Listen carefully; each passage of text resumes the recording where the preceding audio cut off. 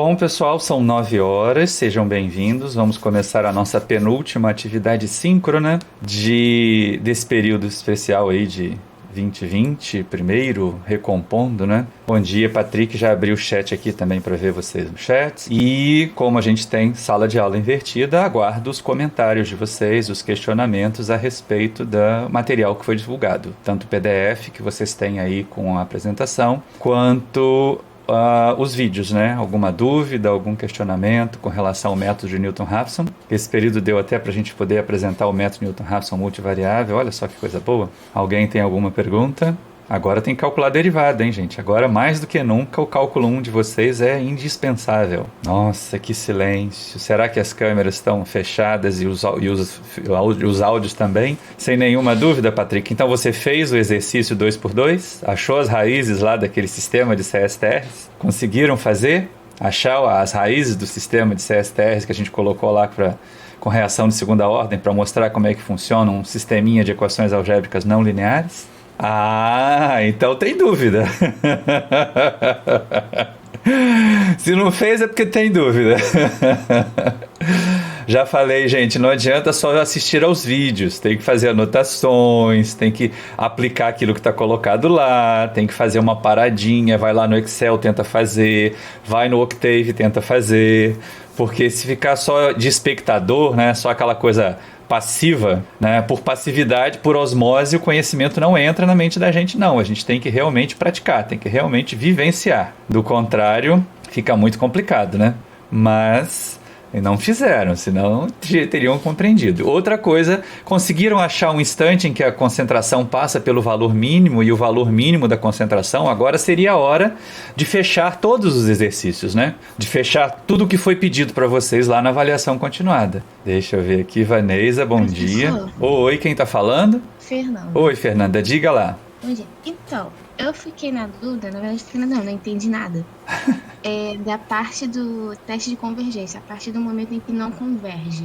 Eu não entendi como volta para a entrada do processo iterativo. Eu não entendi essa parte. Do que eu faço caso eu não consiga converter. Gente, na aula passada a gente já fez isso, Fernanda, e você não entendeu? Não, tô assim, ó, ladeira abaixo. É complicado, minha filha. Aí realmente a prova tá chegando. É muita dívida, mas é muita dívida mesmo. Deixa eu compartilhar uma tela aqui com vocês, que é para poder esclarecer a Fernanda e os demais. Você viu isso quando estudou o método de Gauss-Seidel, Fernanda, lá nas equações algébricas lineares. É o mesmo critério para saber se convergiu ou não convergiu, tá? Aí chega em secante, bisseção, régula falsa da aula passada, é o mesmo critério. E aí nós estamos na aula de Newton-Raphson e aí é o mesmo critério de convergência, mas vamos lá. Deixa eu abrir o Excel aqui para compartilhar com vocês, tá? Eu estou na página do Excel, eu não tenho como vê-los, tá? Mas estou aqui no método Newton-Raphson, né? Porque eu vou fazer esse, tá? E vamos imaginar que a gente tem o seguinte, ó, eu vou apagar isso tudo aqui. E a gente tem... Vocês estão vendo aqui? Estão conseguindo ver a tela? Alguém responde, por favor, no áudio? Sim, professor. Tá, beleza. Então, olha só, tá? Eu fiz a minha estimativa inicial 15, até porque eu precisava ter um pouquinho de estimativa menos boa lá para poder mostrar o gráfico para vocês, aquela tangente cruzando, né? Que senão ia ficar tão apertado na curva que ninguém ia ver nada. Então, eu, né, fiz a estimativa inicial 15, beleza? Eu sei que tem uma raiz... A gente fez o lugar das raízes, né? Deixa eu voltar aqui, ó. Em lugar das raízes. E a gente sabe que entre 15 e 20 tem uma raiz. Claro que se eu chutasse 17,5, tá? Ou se eu chutasse mais para perto do 20, o troço ia convergir tão rápido, que ninguém ia ver nada lá, tá? E também não ia ver nada aqui, porque o método Newton-Raphson realmente converge muito rápido. Então, voltando lá para o método Newton-Raphson, voltando para a planilha que eu deixei aberta aqui, estou aqui. Agora, Fernanda, total atenção, porque isso é repetir um negócio que a gente já fez 3 vezes, tá? Eu calculo a função. A função vocês têm, é essa que está aqui, ó. A f é esta, como sempre fizemos. Lá na edição eu vou colocar uma setinha piscando aqui e eu tenho que calcular a derivada. Newton-Raphson tem a derivada da f. Então eu peguei esta função f aqui, não interessa o passado dela, não interessa de onde ela veio. Eu pego a função f e derivo mais uma vez em relação à variável independente, em relação, no caso, ao x, que aqui para nós é o t. E aí eu faço a derivada da f, que eu estou procurando em t estrela, né? Então eu tenho que calcular a f, está aqui calculada, com esses valores que vocês estão vendo marcadinhos coloridos ali. e eu calculo a derivada, a inclinação da reta tangente à curva que eu tenho em 15 e 4,7 vezes 10 a menos 2, certo? Calculei isso, agora como é que eu calculo o próximo passo? A próxima iteração, o x novo vai ser o quê? O x antigo, tá?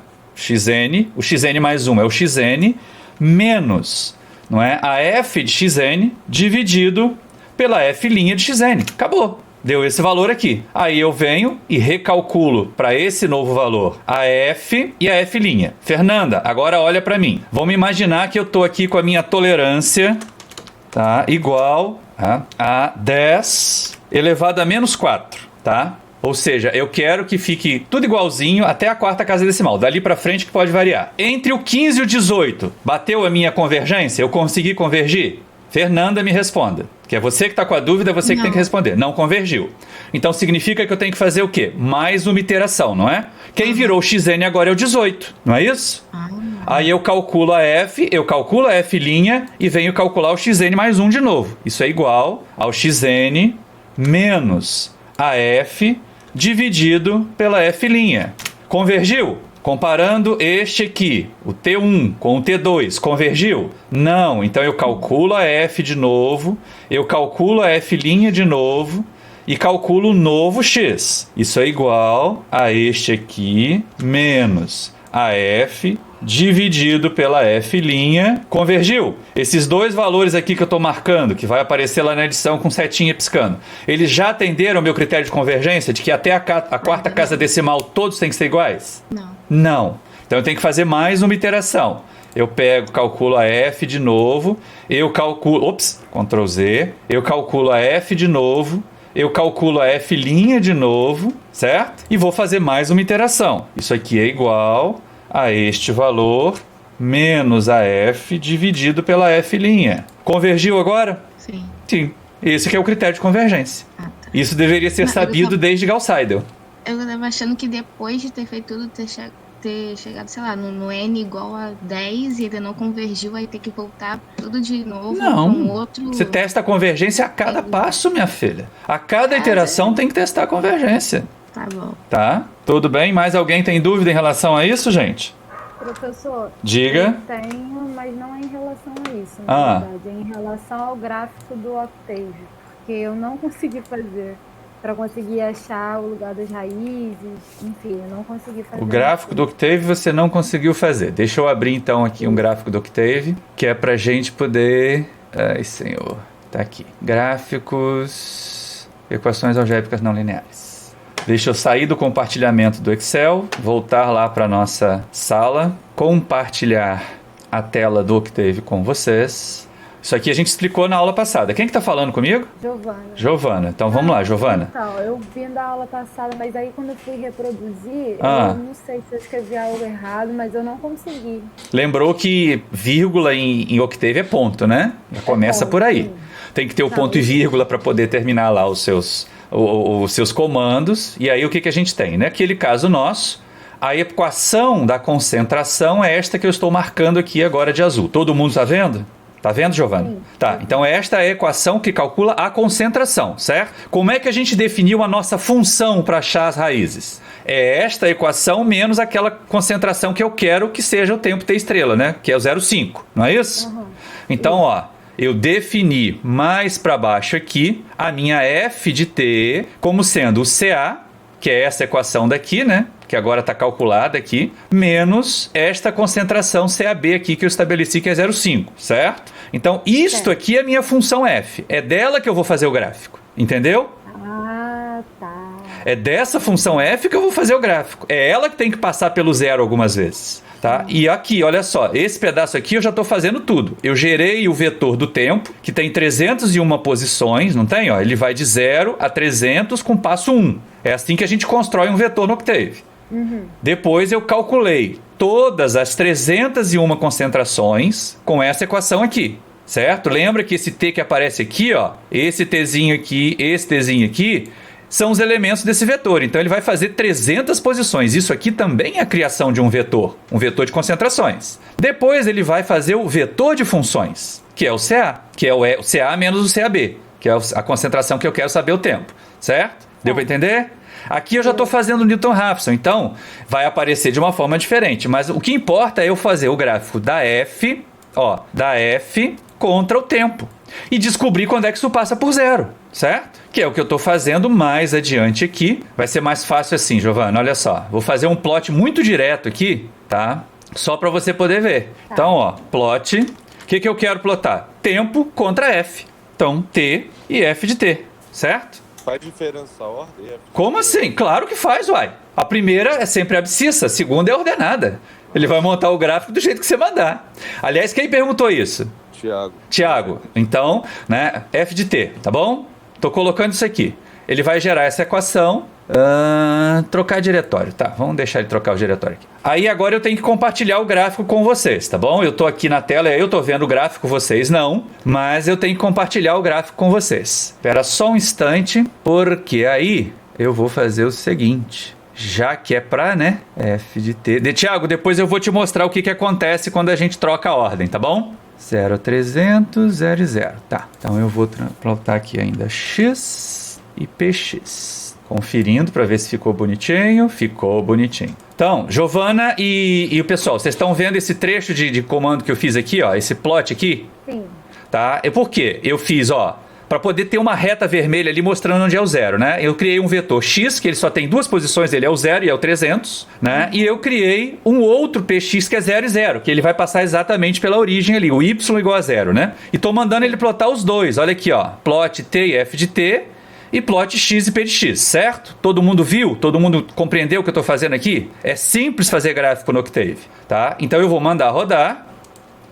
E ele vai fazer um gráfico que eu vou ter que ir lá compartilhar com vocês. Então eu interrompo aqui, volto lá na nossa sala, compartilho esse gráfico do Octave com vocês. Todo mundo vê agora? Giovana, esse azul é a função, e aí a abscissa é o tempo, né? E a ordenada é a F. E o zero ficou vermelhinho aqui, porque eu mandei ele fazer essa curva vermelha. Então na hora em que a minha curva passa pelo zero, eu tenho T estrela. Sim. Deu para entender agora? Deu, agora deu. Tá. Essa semana, qualquer coisa eu falo. Se eu aumentar isso aqui, todo mundo vê grandão? Grandão assim? Uhum. Ótimo, então olha só. Aqui, eu tenho a primeira raiz, que ela está entre 0 e 50. E aqui eu tenho a segunda raiz, que está um pouquinho antes de 250. Entre 200, mas quase lá triscando 250. Todo mundo viu? Alguém mais, além da Giovana, pode dizer, oi, vi sim. Sim, professor. Tá, então agora, Tiago, olha só para o gráfico aqui. Eu mandei plotar T contra F. E a curva ficou assim, entendeu? A abscissa é a primeira é o primeiro vetor que aparece, a ordenada é o segundo vetor que aparece. Agora vamos surtar lá. Eu tenho que fechar ali, já fechei, né? Deixa eu compartilhar o Octave com vocês de novo. Todo mundo vê o Octave outra vez? Sim ou não? Vamos trocar aqui, Thiago. Vou plotar F de T contra T e vou plotar PX contra X, tá? Agora eu vou lá compartilhar com vocês. Olha a cara diferente. A minha abscissa agora é a função, a minha ordenada agora é o tempo. É uma loucura fazer um negócio desse, né? A gente sempre coloca a variável independente na abscissa e coloca a variável dependente na ordenada. Deu para entender agora? Hein, Thiago? Já tinha entendido, professor. Tá. Tá, joia. Então, estamos resolvidos e estão esclarecidas as dúvidas de Octave. Tudo bem? Agora vamos adiante? Alguém tem mais alguma dúvida? Ainda paira sobre o ar. Diga, quem tá falando? Fernanda de novo. Diga, Fernanda. Em relação ao gráfico, tem como mostrar ou fazer esse mesmo gráfico pelo Excel? Com certeza. Coisa mais fácil do mundo. Por favor, pode me mostrar. Pera aí, deixa eu compartilhar a tela do Excel com vocês. Né? Fazer gráfico no Excel também é fácil, não é difícil. Tá? Não é tão bonitinho, não é tão rapidinho que nem a gente faz no Octave, mas é rápido. Estão vendo a tela do Excel agora? Não. Não? Sim. Estão vendo, sim. Isso, né? Estão vendo. Então, olha só, eu vou fazer o seguinte, eu tenho aqui, essa tabela do lugar das raízes. Vocês concordam comigo que a gente fez? Eu tenho aqui a minha tabela do lugar das raízes. Vocês estão vendo ela marcadinha aqui em cinza? Sim. Tá? Então, o que eu vou fazer? Eu vou chegar aqui, inserir no Excel, tá? E eu tenho... Olha só que coleção de gráficos que eu tenho aqui, Fernanda. Gráficos. Aí você tem gráfico de bolinha, você tem gráfico de linha, você tem gráfico de linha com bolinha e assim por diante, certo? Tá? Então eu vou inserir aqui um gráfico de dispersão de linhas, Ó, abriu. Ele aí abre essa tela em branco. E aí tem aqui, ó, selecionar dados. Pronto. Adicionar. Vou colocar aqui o nome da função como sendo f de t versus t. Tá? Vou procurar o meu x. Aliás, aqui o nome da série x é t. O nome do gráfico a gente muda depois. O meu x vai ser o quê? Vai ser o t. Então, estou pegando esses pontos aqui, certo? Marquei lá, selecionei aqui, ó. Estão vendo que está piscando um tracejado? Tá? Fecho aqui. Agora, dou OK. Ops, dou OK nada. Calma lá, eu tenho que buscar o Y. Tá? Aqui é T, aqui é X. Aí eu busco o X, fecho aqui. Vou buscar o Y, pego o Y, tá? Que tá aqui. Pronto, ó. Ele já fez. Olha aqui. Certo? E aí, se você quiser aqui, você formata o eixo, você coloca cruzando, né, sem passar ali pelo zero, ali já está passando pelo zero bonitinho. A gente continua vendo, ó. Certo? Certo. Tá? Se eu colocar 300 aqui, ó, olha que coisa interessante. Se eu alterar aqui na célula, ele altera o gráfico. Repararam? Tá? Se eu quiser mudar o meu eixo, eu clico 2 vezes aqui no eixo, ele abre a minha formatação, ó, mínimo, máximo, que nada, não quero o máximo de 1.2, eu quero o máximo de 0.4. Lembra que no Excel em português é vírgula mesmo, né?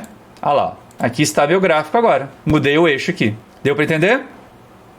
Deu sim, professor. Tá bom. Estou encerrando aqui esse compartilhamento. Mais alguma observação, pessoal? Hein, gente? Posso fazer chamada, então? Professor, me surgiu uma dúvida aqui. Quem que tá falando? Giovana, diga. Giovana, isso. No Excel, Ah. a gente precisa daquela não é matriz, os dados antes, né? E no Octave não precisa. Os dados antes?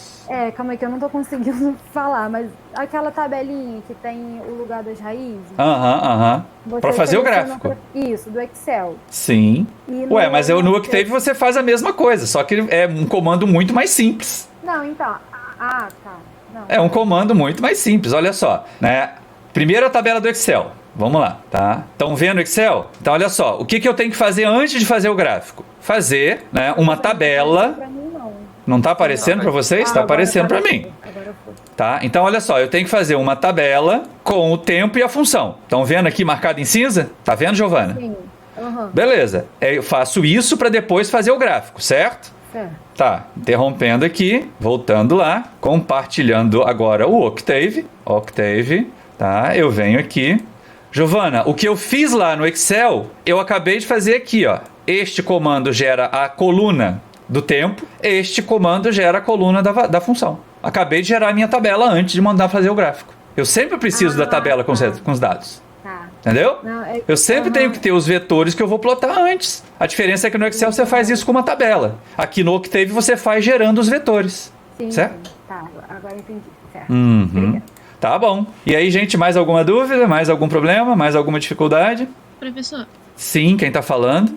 Fernanda, de novo. Oi, Fernanda, diga. Então, eu não entendi muito bem. Não que eu não tenha entendido, mas é porque eu não consegui imaginar na parte de aplicação do método de Newton-Raphson, naquela parte de sistema de equação não lineares.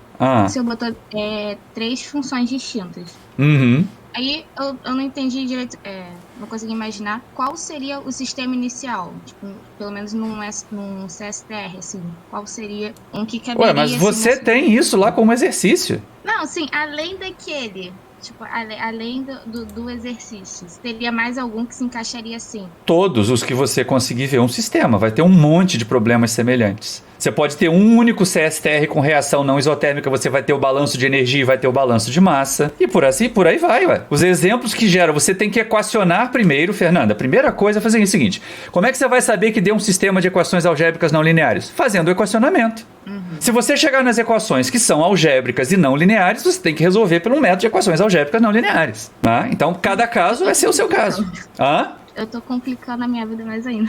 Tá sim, minha filha, que você realmente, né, tá precisando acompanhar a matéria com mais atenção. Mas olha só, vou compartilhar a tela aqui com vocês, que é pra gente poder fazer o equacionamento deste problema aqui. Esse aqui foi o desafio que ficou no final lá pra vocês, né? Isso.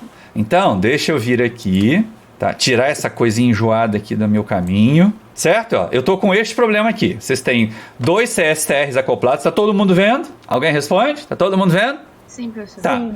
Eu tenho 2 CSTRs acoplados, não é? Com um reciclo aqui do segundo para o primeiro, com essas condições de operação que estão aqui, V1, V2, F, CAF, né? E o K, tá? E a reação é de segunda ordem, correto? Então agora vamos lá para a mesa digitalizadora para fazer isso acontecer. Como é que eu começo a equacionar esse problema para descobrir qual é a concentração do regime permanente em cada reator?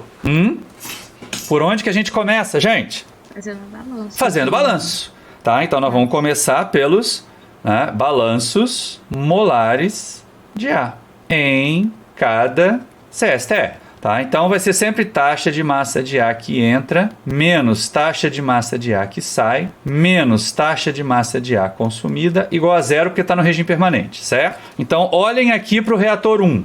O que entra no reator 1? Qual é a taxa de massa de A que entra no reator 1? Nós temos entrada onde? A corrente de alimentação. Nós temos esta entrada aqui de carga pura e nós temos esta entrada aqui de carga reciclada, certo? Então voltando lá na nossa apresentação, a taxa de massa de A que entra vai ser 2F CAF mais 2F CA2 do regime permanente, certo? Olha para lá agora de volta.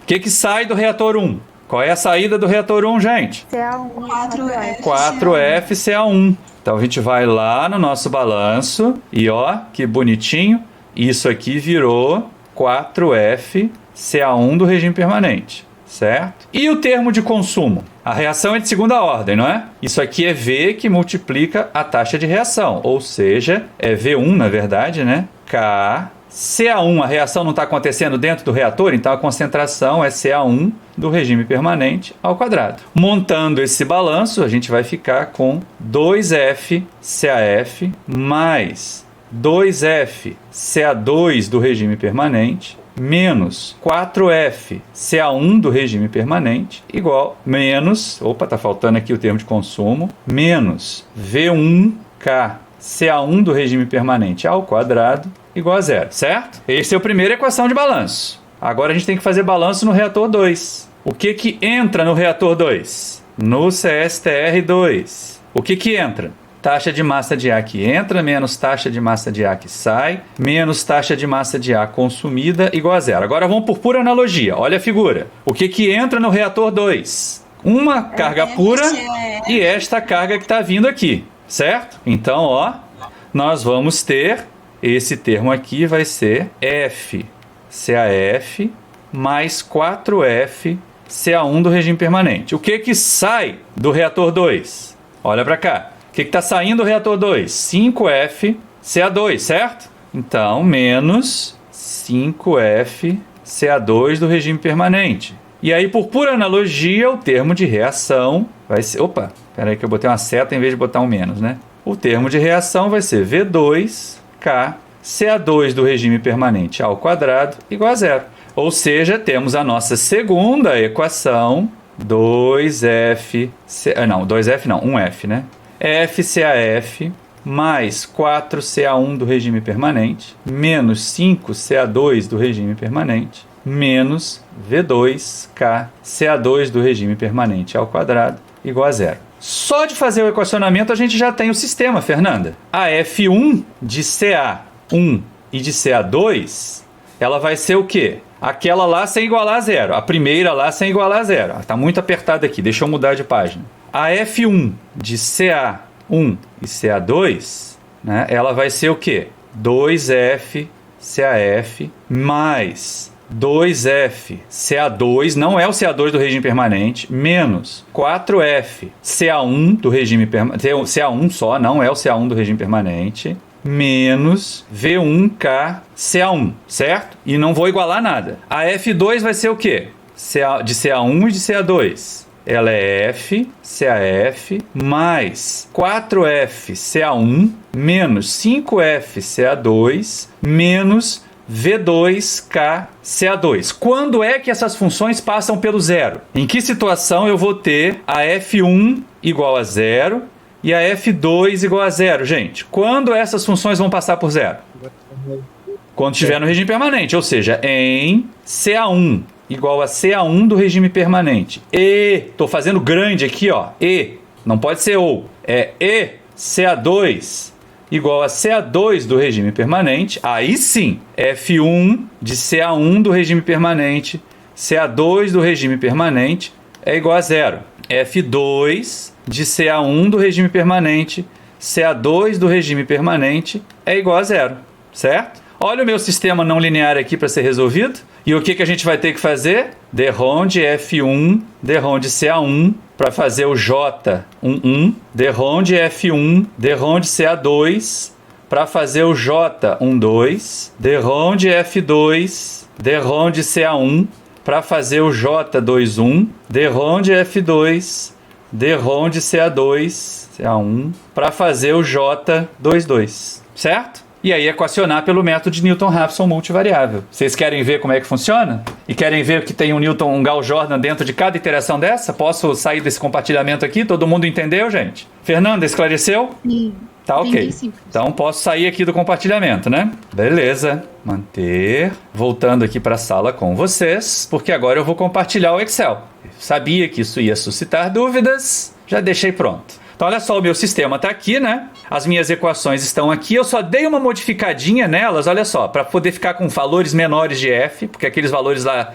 Essa forma daqui, ó, ela vai causar Fs muito, muito grandes. Aí fica aquela sensação de que não está convergindo. Deu para entender? Então o que a gente tem que fazer?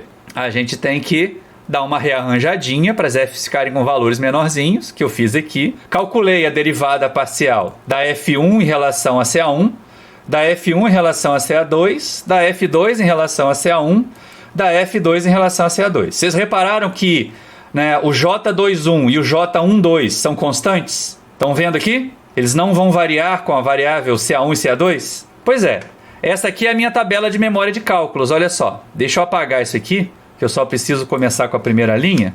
Então o que eu faço? Eu faço uma estimativa inicial do CA1, uma estimativa inicial do CA2. Com isso, qual é a primeira coisa que a gente tem que fazer, gente? Hein? Vamos lá, ué. Não é possível que eu não tenha entendido nada do vídeo. Não tenho entendido nada de Newton-Raphson. Hein, pessoal? O que eu faço agora? Patrick, é a sua vez. Não adianta falar no chat porque eu estou na tela do Excel. Tem que falar no áudio. O que eu faço? Eu calculo a F1 e a F2, né, gente? Ó, a F1 tá aqui, ela vai ser calculada com base nesses dados que a gente tem aqui, ó, sempre na minha tabela de dados, né? A F2 está aqui, a F2 está aqui, também vai ser calculada baseada na minha tabela de dados, nenhum problema. Depois eu tenho que calcular as minhas J's, todas as 4. Apesar da J12 e da J22 serem constantes, a J11 não é constante e a J22 não é constante, certo? Com essas, deixa eu pintar esse troço de azul para vocês entenderem como é que a coisa vai acontecer. Com esses valores aqui, ó, a gente tem um sistema de equações algébricas lineares, não tem? Isso vocês entenderam no vídeo? Hein, gente? Fala comigo. Morreu todo mundo? Hein, pessoal? Ótimo, então agora eu vou montar o meu sistema de equações algébricas lineares, ou seja, né, a J11, isso aqui então é igual a J11, esse daqui é igual a J12, esse daqui é igual a J21, esse daqui é igual a J22, né? E aí qual é o meu vetor? Ops, ficou fora do lugar aqui. Isso aqui é igual a J22. Qual é o meu vetor de respostas desse sistema de equações algébricas lineares? Não prestaram atenção nos vídeos. Qual é o vetor de resposta? É o menos F. Então, ó, isso aqui é menos, tem que botar, ó, é igual a menos a F1. Por isso que aqui é menos 3 vezes 10 a menos 2 e aqui está 3 vezes 10 a menos 2. Da mesma maneira, este aqui é igual a menos a F2. Opa, não botei o menos. Isso aqui é igual a menos a F2. Certo? Agora eu vou fazer o meu Gauss-Jordan. Fiz aqui, não vou ficar fazendo de novo com vocês, que isso aqui é a primeira parte da matéria. Fiz o Gauss-Jordan, achei os valores de H, não é? Ó, H1, H2. Aí o que eu faço? Nessa parte que está azul aqui, isto aqui é igual a este H daqui, para poder transferir lá para minha tabela de memória de cálculo. Este H2 é igual ao H2 que eu calculei aqui nesse primeiro Gauss-Jordan. Pronto. Agora, como é que eu faço para calcular o CA1 novo? O xn mais 1. Hein? Olha pelo menos o PDF de vocês aí. Está no PDF. Como é que a gente faz? Bora, gente. Hein? Ninguém sabe. Gente, olha o PDF de vocês, né? O xn mais 1 não é o xn mais o H1? Então, ó, isso aqui é igual a este mais este aqui. Pronto, tá? E o CA2n mais 1 é igual ao CA2n mais este aqui, o H2n. Pronto, viu? Agora o que eu vou fazer? Eu recalculo todo mundo dessa coluna aqui e gerei o meu segundo sistema de equações algébricas, né, lineares. Resolvo de novo por Gauss-Jordan. O que vai acontecer aqui? O H1 vai ser esse novo H1 daqui. O H2 vai ser esse novo H2 daqui. Como é que eu calculo CA2,2? CA2,3, para ser mais exato. Hein? Isso aqui é igual ao anterior mais isso aqui. Esse aqui é igual ao anterior mais isso aqui. Pronto. Opa, tem alguma coisa errada aqui. Ah, faltou botar o anterior, né? Pronto. Certo? Recalculo todo mundo que eu preciso. As F's e as J's. Montei o meu terceiro sistema de equações algébricas lineares. E achei os novos H's. Certo? Estão acompanhando? Então o que eu faço? O meu novo H1 vai ser igual àquele que eu calculei lá embaixo. O meu novo H2 vai ser igual àquele que eu calculei lá embaixo. E aí como é que eu calculo o novo CA? Isso aqui é igual a isto aqui mais este valor. E esse novo CA2 é igual ao CA2 antigo mais o H, o H2. Pronto. Já convergiu, Fernanda? Convergência em 4 casas, pessoal. Já convergiu? Se eu comparar essas duas iterações aqui, convergiu? Convergiu até qual casa decimal? Até a segunda. Até a segunda. Então significa que eu tenho que fazer mais uma iteração. Eu calculo todo mundo, gero o meu quarto sistema de equações algébricas lineares, acho o meu quarto parzinho de H's, vou lá em cima, esse H daqui é igual a esse H que eu calculei aqui no meu quarto sistema de equações algébricas lineares. Esse H daqui é igual a esse H que eu calculei no meu quarto passo de equações algébricas lineares. E agora como é que eu calculo a atualização? O CA1 novo vai ser o CA1 antigo mais o H1. O CA2 novo vai ser o CA2 antigo mais o H2. Convergiu? Hein, gente? Convergiu. Não preciso fazer mais iteração nenhuma. Deu para entender agora como é que faz? Hein, pessoal? Sim, Todo mundo compreendeu? Tudo bem. Então, ó, interrompendo aqui o compartilhamento, tá? Vamos à chamada? Ou tem mais alguma pergunta a ser feita? Hein, pessoal? Não? Podemos fazer chamada? Então vamos à chamada, para a gente poder encerrar esta aula, que já são quase 50 minutos trabalhando, tá? E vocês ainda têm um monte de coisa para revisar, porque realmente não entenderam os vídeos. Ana Clara, resposta preferencialmente no áudio. Se não der, não tiver jeito, faz no chat. Ana Clara. Presente. Ana Paula. Presente. Beatriz. Presente. Daniel. Presente. Denis. Faltou hoje. Caramba. Tá bom. Diego. Diego tá presente no chat. Fernanda. Fernanda, você nem precisava falar, minha filha. Você hoje participou pra caramba. Gabriel Drummond. Tô aqui, professor. Gabriel Pereira. Presente. Gabriele. Presente. Giovana. Presente. Hugo. Presente. Isabela Souza. Presente. Isabela Nunes. Presente, professor. João Vitor. Presente, professor. Juan Felipe. Presente. Juliana Siqueira. Presente. Julieta. Presente, professor. Larissa Domingos. Presente, professor. Larissa Honorato. Presente no chat. Letícia Barros. Presente. Lucas. Presente. Lúcio Dornas. Presente. Marcelo Augusto. Presente no chat. Marcos Mendonça. Marcos Mendonça. Faltou? Faltou. Natália Liz. Natália. Presente. Patrick. Presente. Pedro. Presente no chat. Ramon. Presente. Sandy. Presente no chat. Silvia Juliana.